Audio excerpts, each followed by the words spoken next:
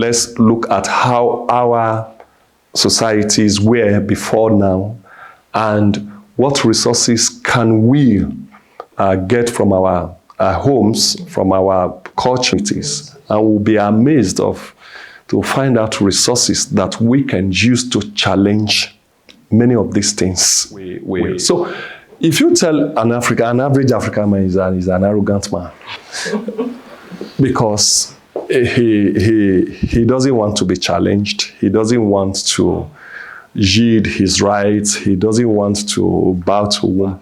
In my place, if you're doing in Edo, I pick up one thing, the issue of identity. A woman in my place does not, by marriage or by death, lose her identity. So that resonates something in me, that there are resources right back there that we can go back to, that you challenge the man. You ask the man, what was this before now? So, but we push away these resources, we are bringing, and the man will tell you, for instance, you are bringing, okay, go to Igbo land. But because, like I said, we hold very dearly our families and family values, we want to protect that. But in protecting it, there are resources within that we can, bring forth and challenge the man. And the man begins to know that within us, within our society, there are things we want to do. There were festivals that without the women's proclamation, men will not go forth. And in my place, you cannot. You cannot. If you say you are so powerful, you go and you take the consequences. But all of these have been demonized. They have been demonized. And Christianity came, let me tell you one thing. In 1673 or thereabout, this bride's tray or whatever, it was a demonic practice by Europeans, so that the European demons and spirits will not easily identify the bride for harm. So they disguised, they protected the bride with all of that. And that has come to and that has come here, and we can have it as long as, and that's what we are doing. Two, the wedding ring was also a demonized, superstitious belief amongst the Europeans. Really? Yes, ma'am. But today, the pastors will have to sanctify it and pray and break all of these demons and all of this, and I'll tell you, they might even be looking for verses of the scriptures. It also started in 1680 something here. So there were demonic practices amongst the Europeans that went into the church, and they brought them as part of Christianity to us. So these are some of the things that in African culture, man, the bead, a married woman, what separates the married woman in many of the cultures is the bead. There is the kind of bead that the woman wears. You know, this woman is married. Oh. And wearing it, she wears it with joy. That this is what my father-in-law, because in many instances, the father-in-law or the uncle of the groom or an elder in the family that wears it on her. So which identifies her as a married woman and separates her from any other woman. And she related with other women, other co-wives. Yes, joyfully. I do believe in gender equality because we are one, if we want to take it in a biblical way, because God created us in his own image and likeness, not for us to discriminate each other, being you a male or a female. So we are supposed to be equal, knowing the society to accept equalities as human beings. So that is my own opinion. Women and men are equal, but in another way around, women and men are not equal. We are different. Women cannot do what we can do. They cannot do 100% of men what men can do. So that's what I mean. Women can only try their best, but we men, we are the best. Now, again, in a family of 8, I'm the 5th and the first son. So I grew up in the midst of ladies. So I related with them. I was pampered. I was beaten. I was also made to do what must be done either by force or by persuasion. So for me, that was my background. The second thing that also shapes my relationship is the fact that for my father, there was no discrimination. Oh, this is the first surviving son. You must be pampered. There was no special treatment. I grew up to have that mindset, and that's why in many occasions I've had to. I fought twice. When one day we were age mates and he was insulting the mother. So I felt, you can't do that in mine. So I bought the fight, as they would say, and all that. So secondly, I attended Mr. School, and there was this, unfortunately, she couldn't go beyond primary 6. She was always either second or third. I was either second or fourth. So this was a lady, Okwekowa is her name, I still saw, but she married, she was married off early because she couldn't, the parents couldn't. So anytime she was there, Rose was always there ahead or competing. These were ladies. So my sisters, they were also in school, so they were blasting. So there was really nothing. Then in reading the Bible, to have asked these questions, which many pastors and imams and so on will run away from. If you read Genesis chapter 1, God says, man, male and female, he created, and in his image, he created them. So the question therefore is, who is created less in God's image? So there is where religion comes, because if you separate religion from theology, if we do the theology of creation, was a woman created less than a man? In every society, there is bound to be hierarchy. But when we push this hierarchy, this structure to the extreme, so you have this strong patriarchal system that has worked to look at the woman as if she's inferior and all of this. The second thing is this. Does a woman have different criteria for salvation from the man in any religion? The answer is no. Number 3, the activities, the doctrines of the church, that church is particular church said these are the doctrines we teach, we adhere to. Do they say that the women have different doctrines that will save them?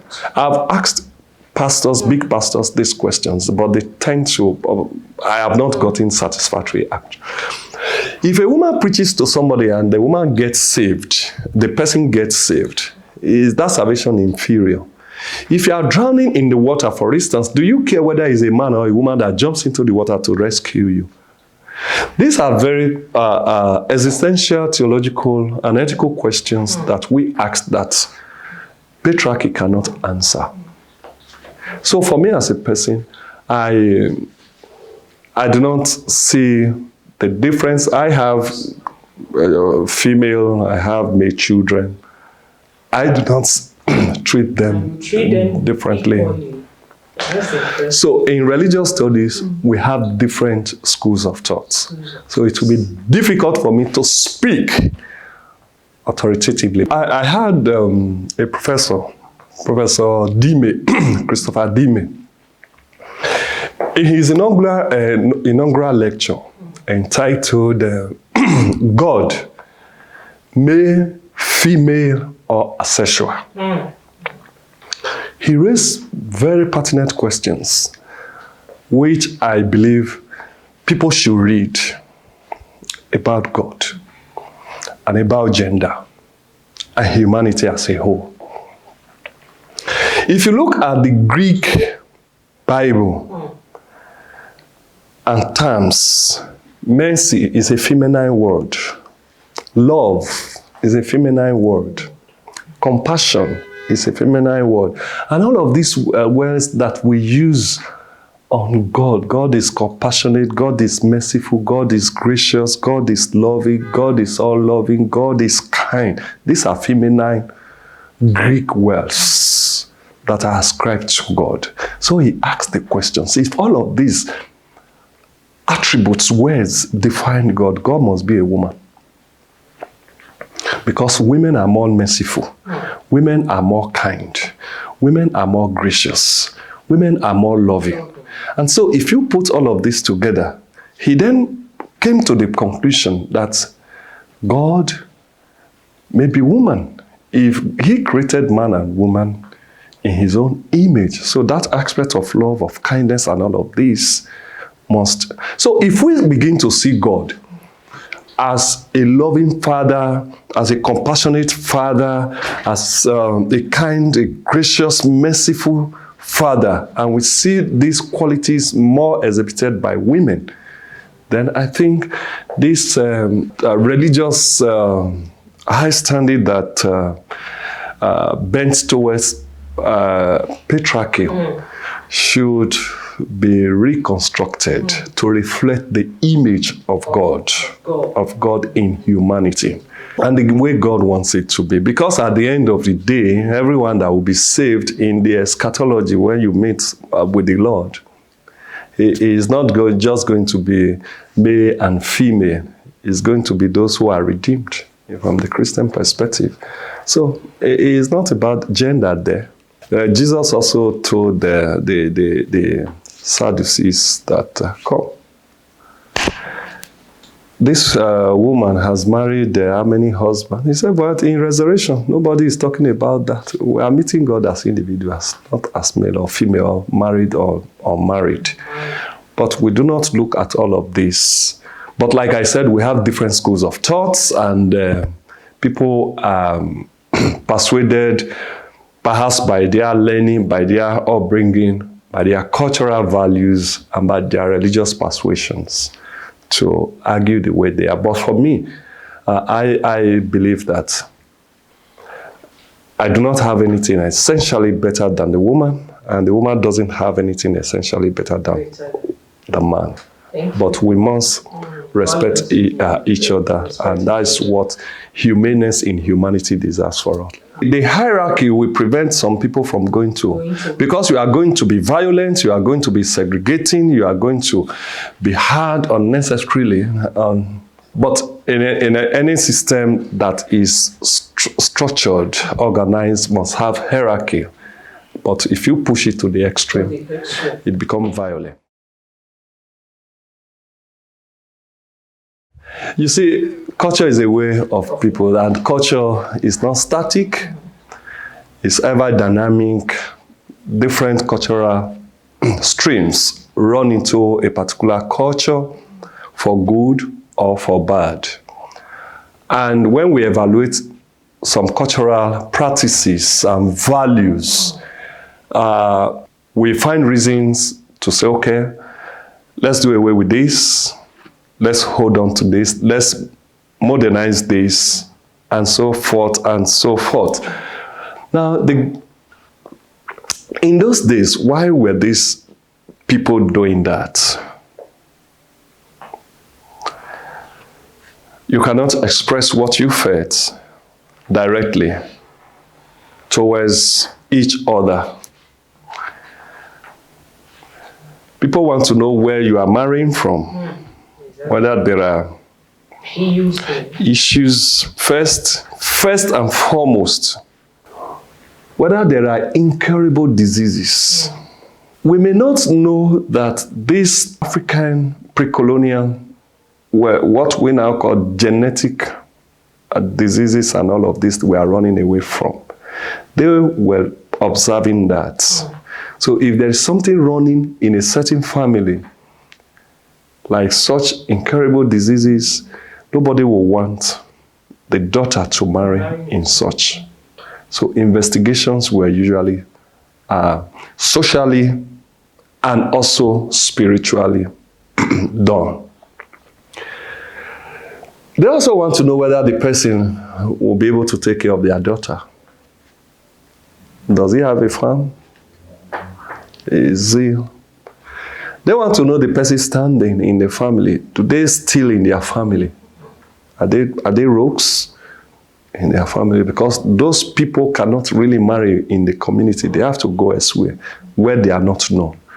And if those people wouldn't carry out investigations to know all of this. So, those things may have their advantages for the preservation of the moral mandate and context of the community. But again, feelings sometimes are stronger than those moral blockages and that we build, that you still find out that there are certain people who feel very affectionate towards a particular person, but no, we cannot do it. You cannot do that. You cannot marry such a person. And they are married to somebody else and they are never happy there. And so on and so forth.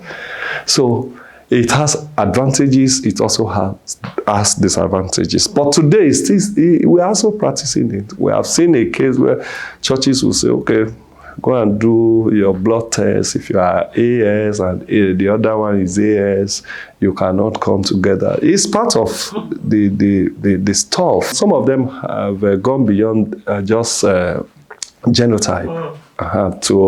You have to do some certain test to actually know. So your health status before, and I know of one, and they want to know whether the man, because they have had experiences, men married, but they are impotent.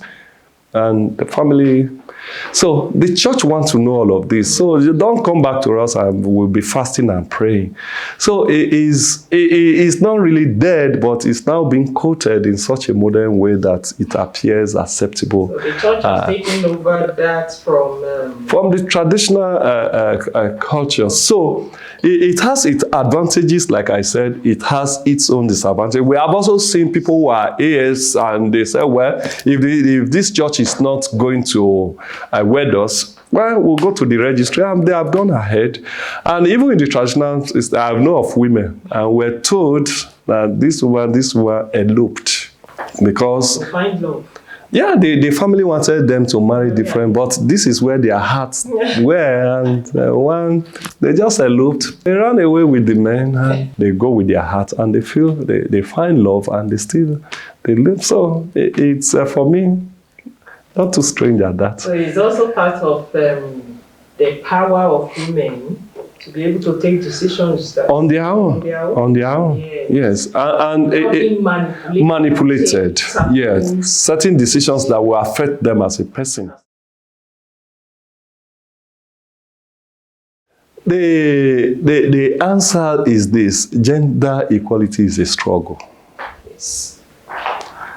Since it is a struggle, the question we should be asking ourselves is, what are the resources we have at our disposal in our geography, in our context, that we can use? What has been achieved in the West,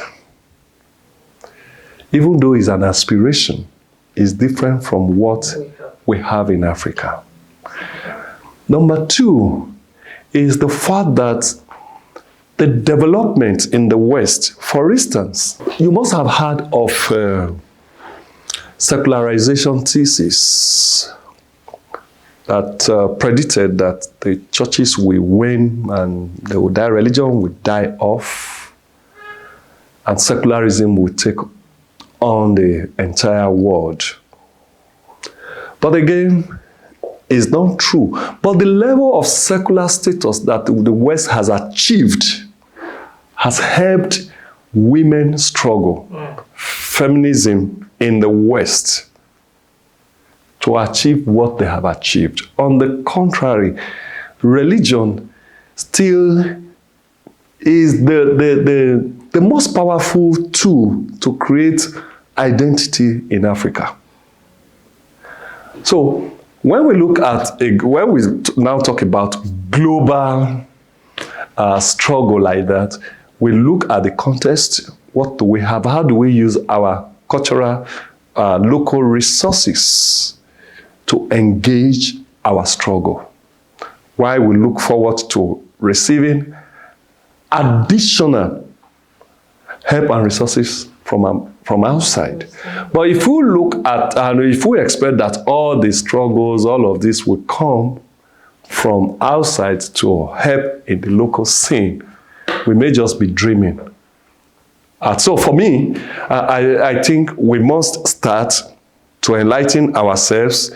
We must start to look at our micro world views and bring out these resources, these stories, these myths that we have been told were false, were devilish, and all of this, and begin to recreate them in the light of the modern society we find ourselves. And who knows, at the end of the day, we might have a kind of women's struggle that strengthens the society and gives visibility to the African woman.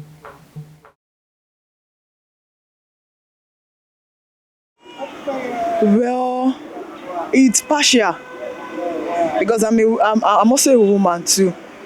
I've been to a lot of interviews that they prefer to take a man to a woman, which is not supposed to be so. So when you are talking about a country, there's no way you sideline a woman. It should be into each other. Like, I don't know if you understand. So even though if it's not going to be 100%, it should be at least 40%, so that we will feel among. Women can actually rule. Women can be a good leader if they are given the opportunity. You know, like me now, if I was given an opportunity to rule a particular organization, I will try my best. For me, I don't think women are weak. We are actually very strong. Yes, we are actually strong. When it comes to emotion, fine, we might express our emotion in certain ways that is different from how the men express their emotions, but I don't think that makes us a weak person. It's actually the strength in us that enables us to be able to express our emotion. We don't bottle up emotions inside us. So I think that's actually strength on our own side. The African woman shies away from politics. And I've reviewed some papers where the authors, anonymous authors, will lament the state of women. Men are always planning meetings over the dead night and all of this. When Jubril Sarah was contesting in PDP in this country with Jonathan and others, did she vote for herself? At Eagle Square, Abuja. I was shocked to know when a woman came out later to say the only vote she had was from her and not even from Jubril herself. Are you saying that African women are not also supporting themselves? Are they supporting themselves? They have lost focus. They don't even know. It's not losing focus. It's not losing focus. It's just coming to realize the power they have that they've not used. We are on campus. Look at the population of the female on campus. Look at SUG elections. And they now, I don't know whether it's constitutional, but I didn't see it, that the woman must be vice president. But in 2015, I happened to organize the election there. I was listening to women, Ashawo, this vice, she's a lady, all of this, don't mind her. But all of them were, I was shocked. I was, even on campus when I was on, it was still the same thing. So the thing is also brought to the larger politics. Even though right there, right there, I know at that time that we have more female students who, if they had really mobilized themselves right from that micro level, they would have made a statement. So I know politics is more complex than that. But then, if you fold your hands, nobody is going to trust power on you. I think we should start from somewhere. And that has to do with coming together. You have had so many big women in these struggles and who have distinguished themselves in politics in this country, whose voices you cannot just drown in the midst of hundreds of men, who also have not retired from active political engagements, who should be inspiration for other women. We have Aisha Yusuf. Whether you like it or not, I'm not talking about political affiliation in terms of activism, in terms of now politics, in terms of voice. I think she's an inspiration to the woman folk that you. And so it is for me. They have what it takes, but that organization has to be put in place. And let's leave the petty things. Let's form an organization. Let's see them come out. Let's see them struggle. Let's see them amass, bring about resources to struggle. Who knows, one day. And very soon at that, well, during the ENSAS, we see ladies who led this across the country. They were there. I'm working on some of them. And amazingly, they led many of the planks of those protests and they excel. So they have what it takes. We have narratives. These narratives have been on for a very long time. We must begin to deconstruct these narratives. And we start from the home. The home. If you give the narrative to your daughters, making them inferior to your sons, they take that outside. You get to the school. In our schools, whether we like it or not, we have this patriarchal teaching system. Yes, and we begin to challenge them. And I know in the class, many ladies had reported to me how they raise questions and some colleagues will shout them down and all of this. So, but these are coming from. And one was bold enough to say, sir, you also have daughters. Mm-hmm. And your daughter is in one of the private universities. Does she not ask questions in the class? Fail me if you want to fail me. Mm. And she walked out of the class. Mm. The issue came and we intervened. You cannot shut you have a daughter, really you do. And you cannot silence another person. Even if the question is not right, you are there to correct. But that is what she's thinking at that moment. Mm-hmm.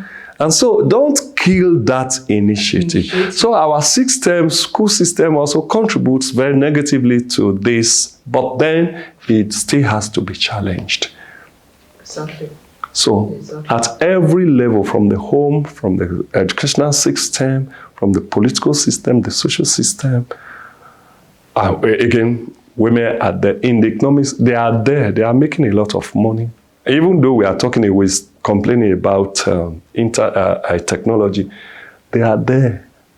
They are there, man. Yes. And so they are doing some amazing things, but not in the to the degree we want them at this moment. But yeah, they have to form a cluster. We have to encourage cluster, especially your directorate, for instance. We have to form this cluster. We have to encourage them that they can break the ceiling just like their male counterparts. So they need the encouragement. But like I said, a system that is built on religion, that is built on culture, is very difficult to dismantle, but you cannot It's a just... gradual process. Yes, sometimes it has to be a revolutionary process.